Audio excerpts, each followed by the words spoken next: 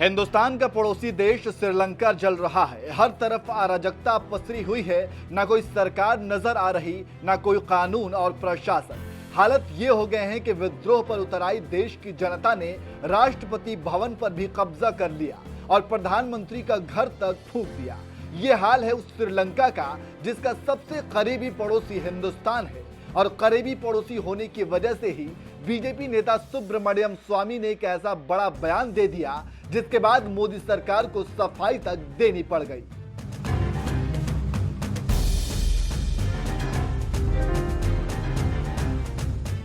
दरअसल आर्थिक तंगी से जूझ रहे श्रीलंका में जब महंगाई चरम पर पहुंची तो जनता ने सरकार के खिलाफ विद्रोह कर दिया और हालात ये हो गए कि राष्ट्रपति गोटबाया राजपक्षे को देश छोड़कर भागना पड़ा, जबकि विद्रोहियों ने प्रधानमंत्री रानिल विक्रमसिंघे का तो घर तक फूंक डाला।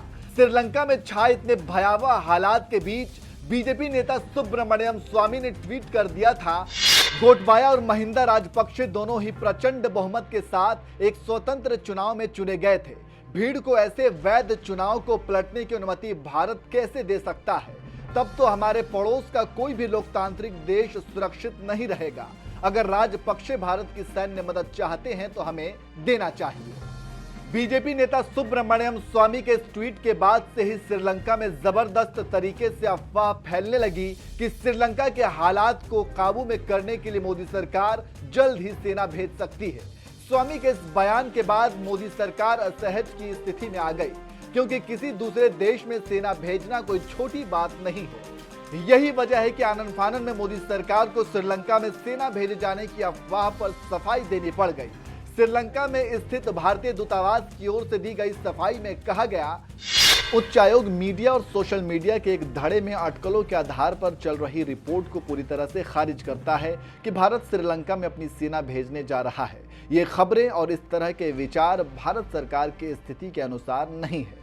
एक और ट्वीट में भारतीय दूतावास ने कहा, विदेश मंत्रालय के प्रवक्ता ने स्पष्ट रूप से जोर देकर कहा है कि भारत का रुख श्रीलंका के लोगों के साथ है, जो समृद्धि के लिए अपनी आकांक्षाओं को वास्तविक रूप देना चाहते हैं और लोकतांत्रिक तरीके और मूल्यों के जरिए प्रगति चाहते हैं।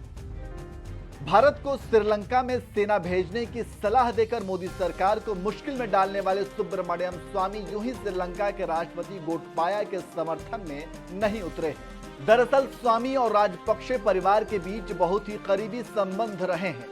सुब्रमण्यम स्वामी अक्सर राजपक्षे परिवार के बुलावे पर श्रीलंका जाते रहे हैं। यही वजह है कि गोटबाया के खिलाफ जन विद्रोह स्वामी से देखा नहीं गया और गोटबाया राजपक्षे के समर्थन में उतरते हुए उन्होंने सलाह दे डाली कि अगर राजपक्षे भारत की सैन्य मदद चाहते हैं तो हमें देना चाहिए।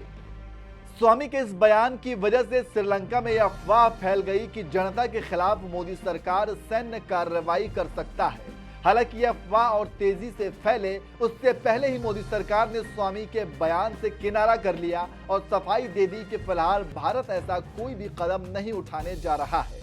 बहरहाल अंतर्राष्ट्रीय स्तर पर मोदी सरकार की मुसीबत बढ़ाने वाले सुब्रमण्यम स्वामी की सलाह पर आप क्या कहना चाहेंगे? क्या भारत सरकार को श्रीलंका में सेना भेजनी चाहिए या फिर नहीं? अपनी राय हमें कमेंट कर जरूर बताएं।